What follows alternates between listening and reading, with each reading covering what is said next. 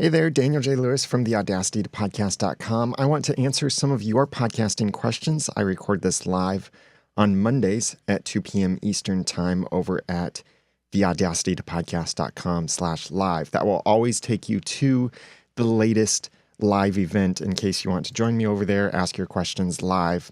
And I want to start out with a question that I received from a listener for the Audacity to Podcast, and you can send your questions and comments through the website at theaudacitytopodcast.com. And this is not an episode of my regular podcast.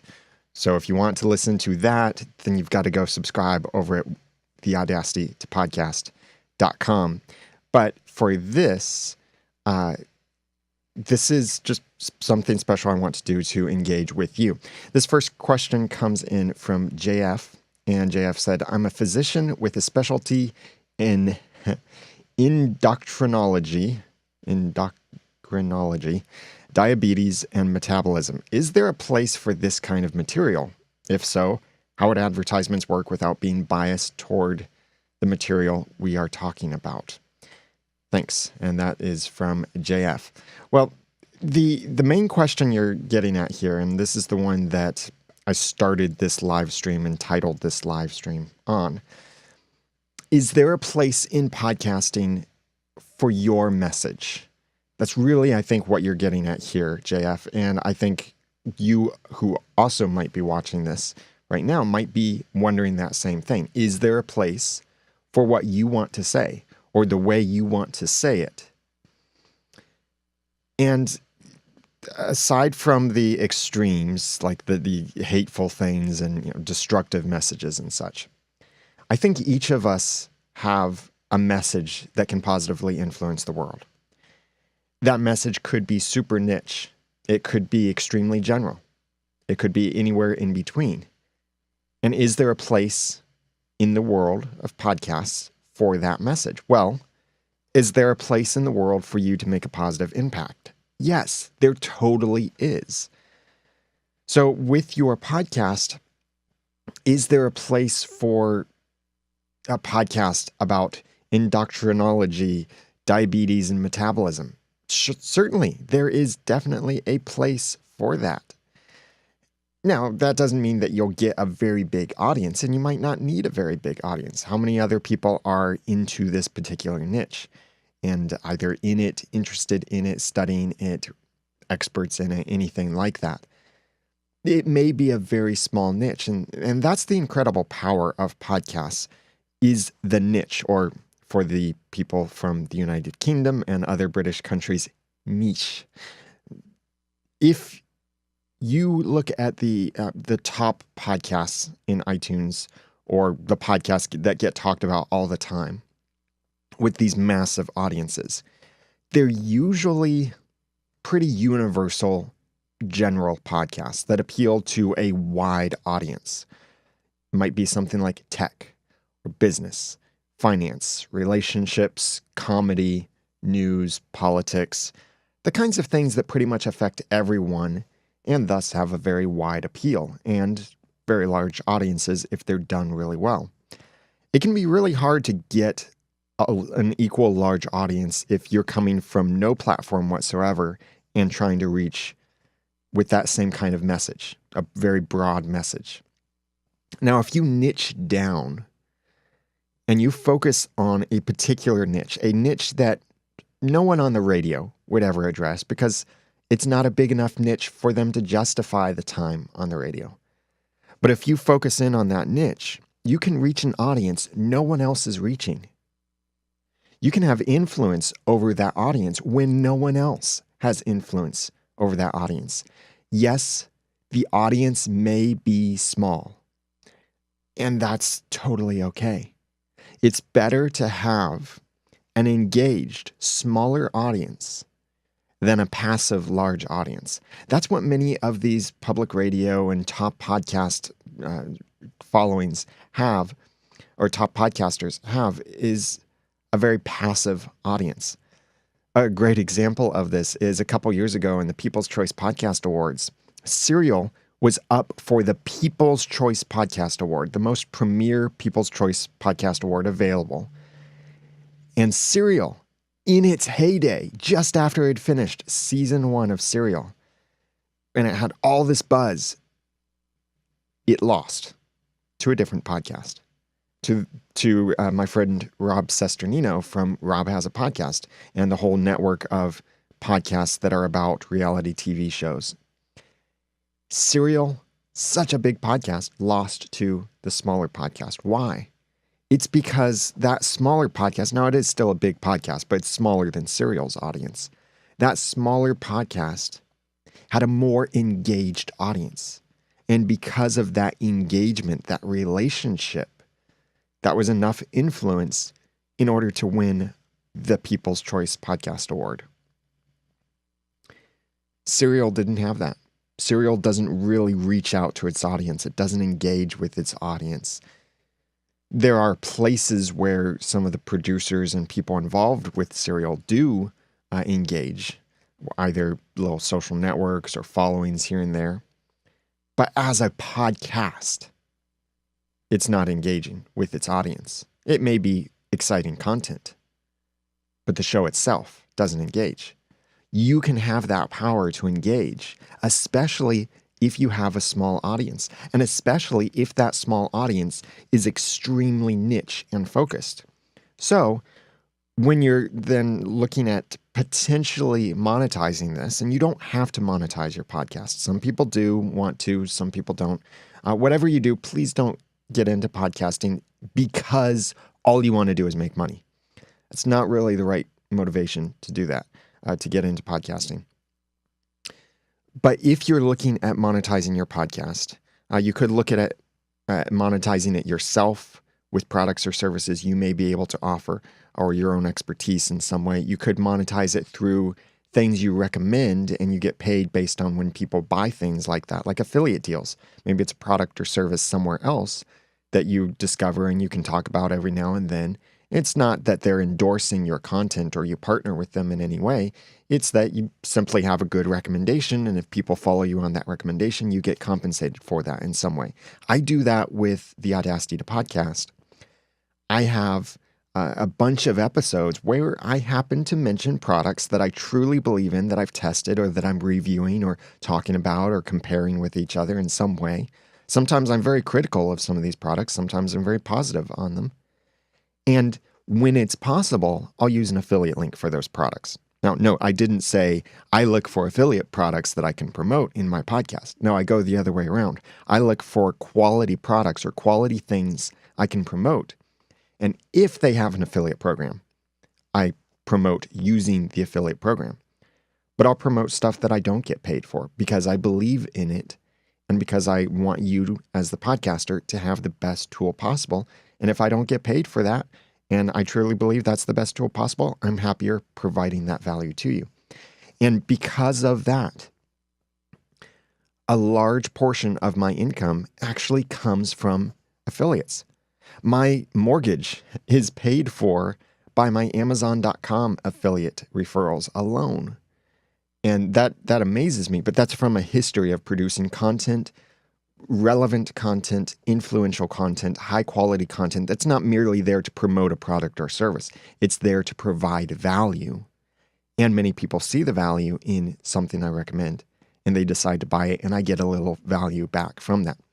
So you can look at that for your podcast. Then the third aspect is you could look at partnering with some other business for them to sponsor your podcast. And this is a little bit of a form of endorsement.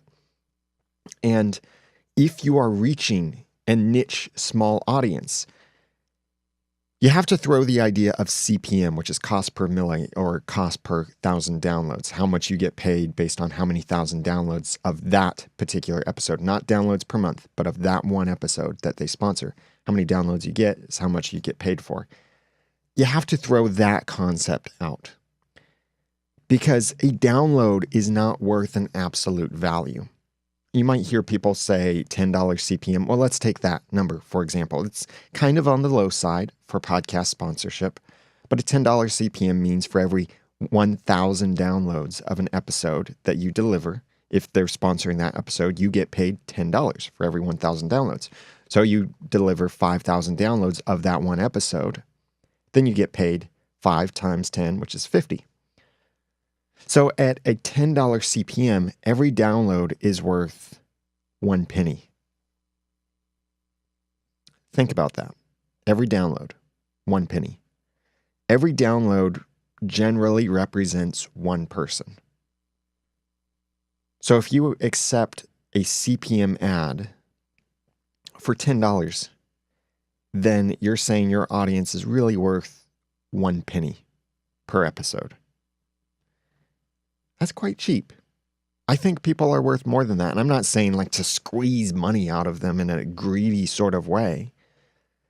But I think your relationship with them is kind of what we're talking about here.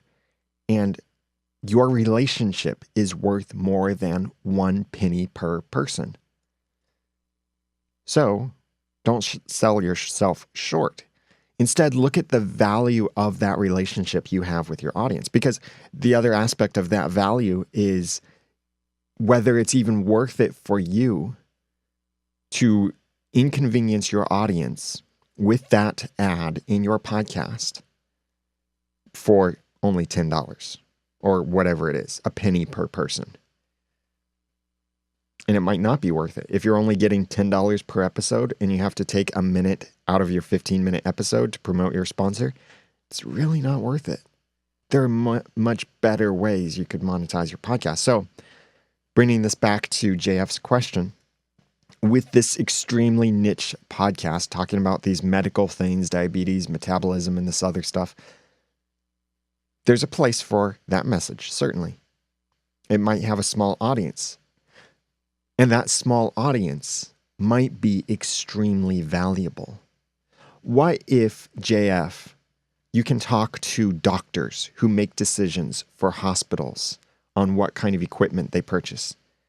Well, we're no longer talking about $10 a month.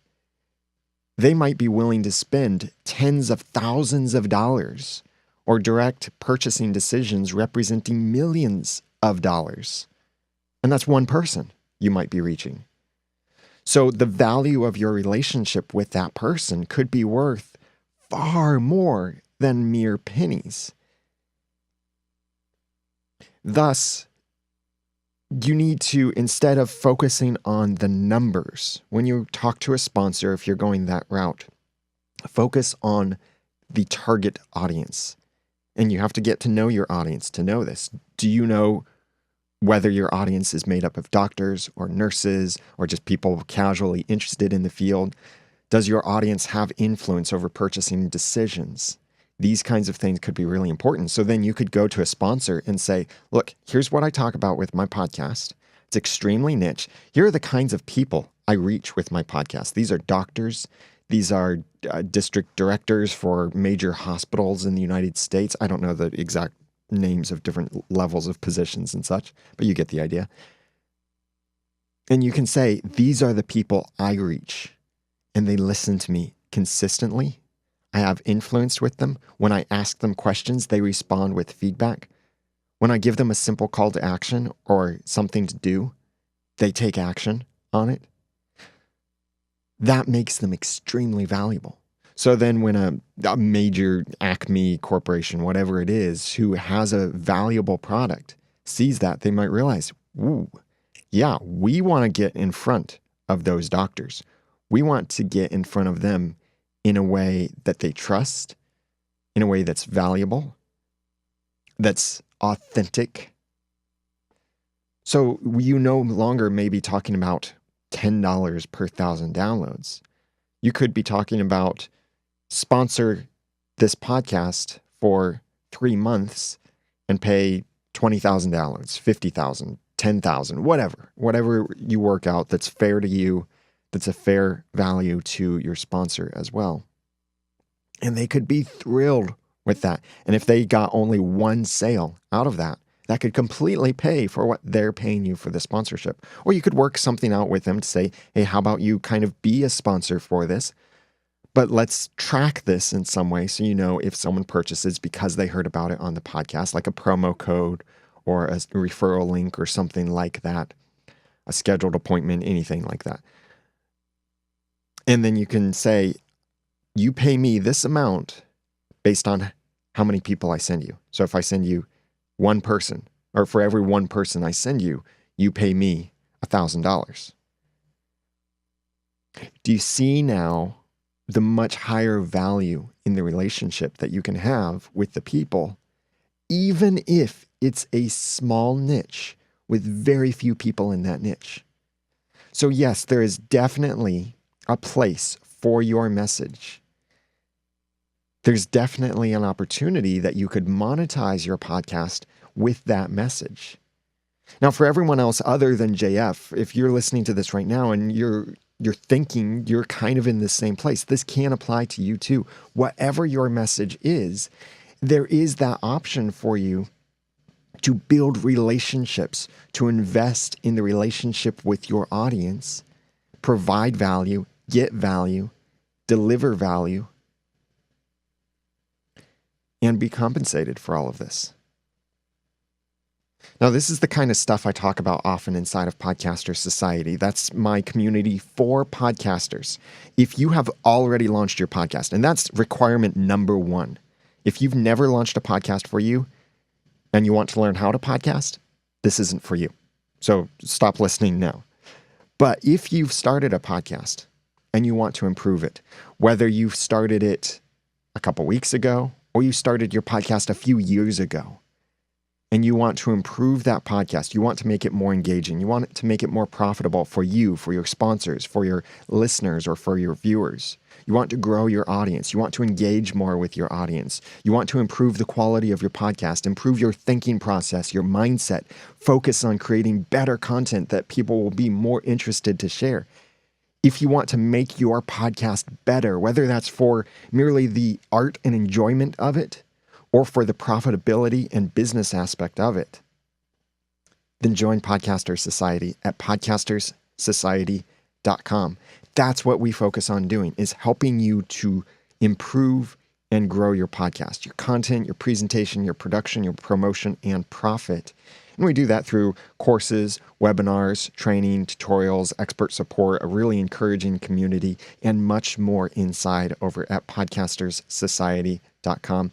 I highly recommend it. This is, I'm confident, the best place to be if you've already launched your podcast and you're tired of all of those podcasting communities where you see the same basic questions over and over and over again. Stuff like, how do I get into iTunes? What's the best microphone to buy? How do I start a website for my podcast? How do I find people to start listening to my podcast I just started? That kind of thing. We're so much more beyond that, and you probably are too. So that's why I am confident Podcaster Society is for you. It's at podcasterssociety.com. A new phase of that is launching very soon. I'm really excited about what's coming soon. I've kind of actually hinted at it in what I said about Podcaster Society here, but something that will add tremendous new value to it. Over at podcasterssociety.com, I would love to see you join the community, be part of the society, growing your podcast from average to amazing. Now, Facebook was being a little weird, so I just now saw that I got a couple comments in here, so I want to answer these before I go. Mohammed said, but does your podcast... does your podcast have to be in the same topic? I mean, the sponsored message. If I understand your question correctly, Mohammed, if you're, it works best when the sponsor is relevant to your podcast. I've done things before where I've recommended a product inside of my own podcast, and it was a sponsored thing or a high-paying affiliate deal, and I've recommended it, and I made almost nothing. When I recommend something relevant, boy, is it profitable. And it has nothing to do with the cost. It has everything to do with the relevance and the actual value to my audience. For example, Appendipity Themes, or Simple Podcast Press, or Blueberry, or Libsyn. These are podcasting services and products I believe in, and I use or have tried out, and I recommend for different cases. And sometimes I provide caveats to say, I highly recommend this unless hearing this. So I'm providing relevant value, recommending those things. And it is in the same genre of what my podcast is about. So it's not like I'm saying the Audacity to Podcast, a podcast about podcasting, is brought to you by McDonald's. What? See, if I did that, it's completely irrelevant. It doesn't matter. How can I make McDonald's relevant to podcasts? Well, creatively, I could somehow make it relevant in the ad, but is it still relevant to you necessarily? Probably not. So yes, I do highly recommend that any kind of sponsored message or product you're promoting or anything like that, that it be somehow part of the same topic that your podcast is about. I hope that answered the question, Mohammed. Feel free to comment if that didn't quite answer it. Thomas asked, have sponsors but need better sound when I have callers on the show? Thomas, that depends on how you are taking your callers into your podcast. There are many different ways to get people engaged in real time live with your podcast, and commenting or a call-in system is one of those ways. Now, when you're saying you need better sound when you have callers on the show, when you have someone else involved in your podcast, whether it's a guest or people calling in, callers, it's most important for you to sound good. Your guests don't, and your callers don't have to sound as pristine as you do. The most important thing is that they can be heard and understood. Being heard is a matter of their volume level primarily. So you don't want you being really loud and your guest is really quiet and you can barely hear what your guest is saying. You probably couldn't even hear what I was just saying. You don't want that with your own podcast where the volume levels don't match up. So you want those to be similar. And can they be understood? Is there some aspect of their sound quality that's preventing them from being understood? Yeah, I get it that telephone call quality is not the best quality, but that may be the easiest way for your audience to connect with your podcast in real time and be part of your podcast as a live call-in show. And if they're connecting through the phone, it's not the best quality. But can you hear them? Well, yes, if you get the volume level up and they don't have background noise. Can you understand them? Yeah, you can understand them as long as they're not on speakerphone and they're not in a really noisy environment. It's not the best quality, but you can understand the words they're saying. It's very similar to fonts that we might have when you're writing a letter or making a website or something. There are all kinds of fonts you could use, and some are better for certain cases than others.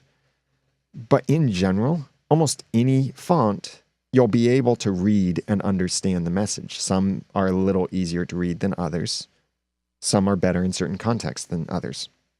Now, if you're doing your live call-in show completely through a call-in system like Blog Talk Radio, Call-In Studio, Ubu Conference, something like that, that's where you need to work on improving your quality. And the way that you could do that is by recording yourself in your own studio with your nice microphone and something like that. Like I've got a recording studio set up here with my equipment.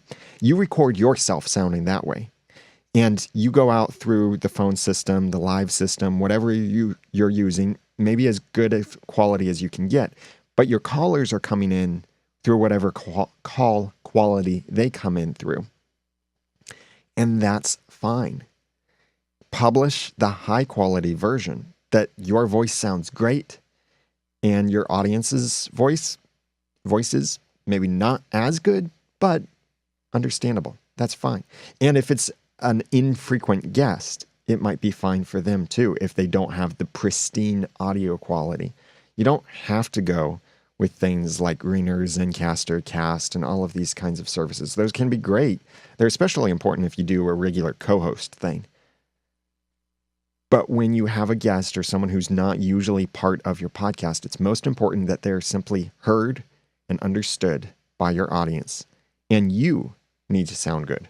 And the top ways you can sound good are make sure you're recording with a good system, like recording locally with your computer or digital recorder, and that you have good a good microphone and good microphone technique. Like this is a studio microphone here, the Electro Voice RE320. It's my preferred podcasting microphone. There are ways I could use this microphone that would make it sound horrible. So you need to learn how to use the equipment that you may have available with you. Even if you're recording using your smartphone, this is my iPhone 6S Plus. It has a pretty good microphone built into it. Now, if I pull this microphone 3 feet away from me, 4 feet away from me, and try and record on speakerphone, it's not going to sound very good. But if I'm holding it up close, it'll sound a lot better. So certain things like that affect your audio quality, and that's about your quality and not necessarily your guests. Emily pointed out when I mentioned McDonald's being relevant maybe to podcasters, she said, McDonald's has apple slices, good for the voice before going on the mic. Mohammed clarified his earlier comment. He said, I mean, if the sponsor is a medical one and your podcast is about how to podcast, I meant like this. Yeah, when that's the case, that won't work if the sponsorship is completely unrelated to your podcast. And that's one of the reasons why I really don't like dynamic ad insertion, automated ads, or anything programmatic ad insertion, anything like that, where they automatically insert an ad, because many times those ads might be completely irrelevant. It's a Geico ad in a comedy podcast. Or, I mean, there are certain things that people think, oh, everybody needs insurance, so we could promote on any podcast. Yeah, but advertising like that isn't worth much because it doesn't convert much. And that's why you see dynamic ad insertions where they automatically put an ad into your podcast, pay tiny, tiny advertising rates to the point that's really not worth it unless you have a massive audience and you really don't care about the relevance of your sponsors with your audience. And if you don't care, then you might have bigger problems than how you're getting sponsorship for your podcast.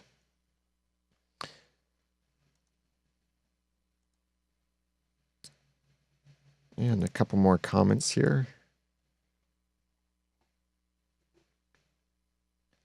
Thomas said, I'm using my cell phone. Yeah. If you're using your phone for recording, stop.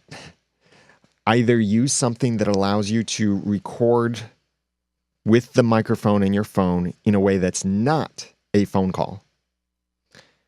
Like Reaner can do that, or standalone podcast apps can do that.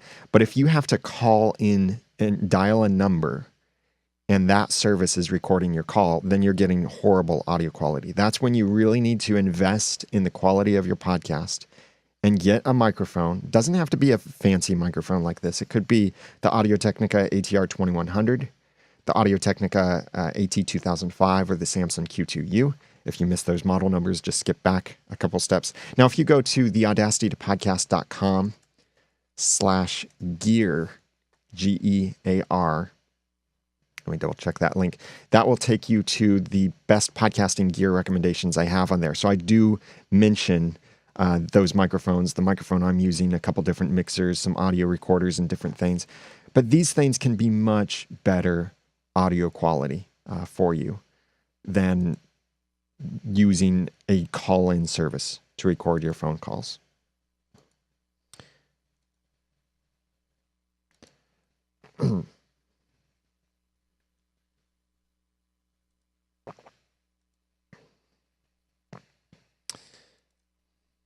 Now, later today, I'll be recording the Audacity to podcast, which it may be available by the time you see this if you are catching the replay.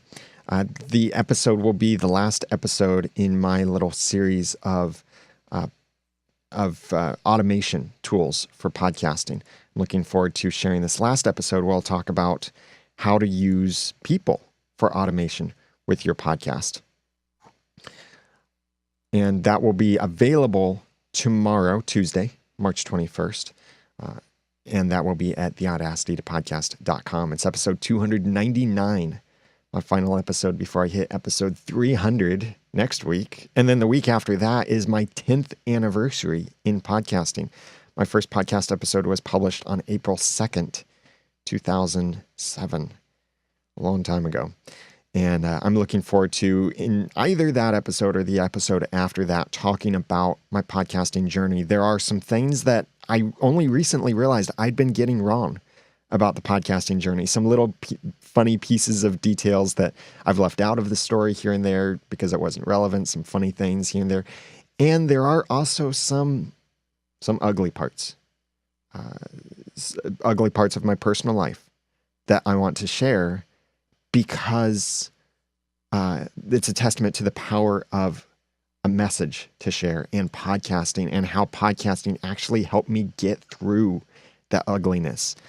There was a year that I look back at and kind of consider the year of hell for me, that I feel like I died. My life was over. Life as I knew it was over. For that whole year, I suffered from depression. All kinds of bad things happened. And I'm going to share all of that, and share in more detail than I've shared anywhere else, and share this full story. I have no idea how long the episode will be, but I'll have a special guest interviewing me for that episode. So that's coming up at theaudacitypodcast.com. So I've got to get to record the next episode of the Audacity Podcast. Thanks for hanging out with me. Join me on Mondays at 2 p.m. Eastern Time at theaudacitypodcast.com/live when I answer questions like this and your live questions in the comments. And that's Mondays at 2 p.m. Eastern Time over at theaudacitypodcast.com/live. That'll always take you to the right place. Thank you very much for joining me. Please subscribe to the podcast over at theaudacitypodcast.com. And I hope to see you inside Podcasters Society at podcastersociety.com.